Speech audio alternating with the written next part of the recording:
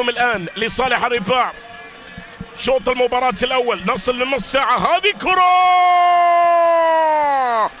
وصلنا للنصف ساعة التي احتاجها فقط الرفاع من أجل أن يقول سأواصل وسأستمر في هذه البطولة، ويرفع شعار التحدي عن طريق فينيسيوس فارغاس.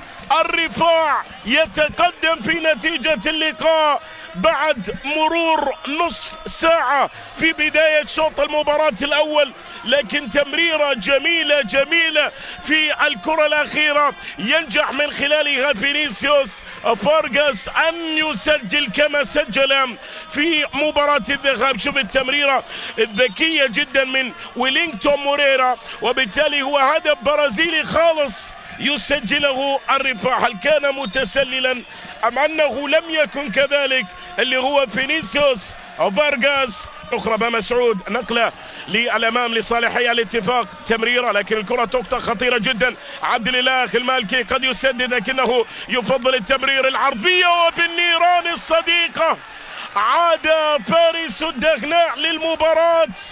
بالنيران الصديقة جان بوينتيس الفنزويلي يسجل في مرمى فريقه بعد كرة عرضية كان من المفترض أن تبعد إلى خارج أرضية الملعب، لكنها استقرت في الشباك وأعلنت عن عودة الاتفاق للمباراة. وأكبر المستفيدين هو القادسية الكويتي. هذه الإعادة وهذه الكرة العرضية، وجان بوينتيس يسجل هدف عكسي ليعود الاتفاق من جديد للمباراة، وتصبح النتيجة 1-1.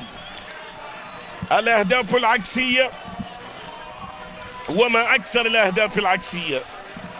هدف عكسي يسجل وينجح من خلاله الاتفاق أن يعود. يريد أن كرة فيها ركنية تنفذ للرفاع، الرأسية، الله! السماوي يعود عن طريق جان بوينتيس، ومن هو أسعد منك في هذا التوقيت؟ سجل في مرمى فريقه لكنه استعاد الفرحة والسعادة الفنزويلي. جان بوينتيس يسجل الهدف الثاني للسماوي. الرفاع يعود وينعش الآمال ويحافظ على الحظوظ برأسية قادمة من كاراكاس، من فنزويلا، من جان بوينتيس الذي ينجح في أن يدرك هدف التعادل بالرأس. حطه كأنها بقدمه جان بوينتيس، وأعلن من خلالها عن الهدف الثاني للرفاع لتصبح النتيجة 2-1. السماوي يتقدم من جديد. جان بوينتيس نعم لا يوجد من هو أسعد منه، لأن كان يشعر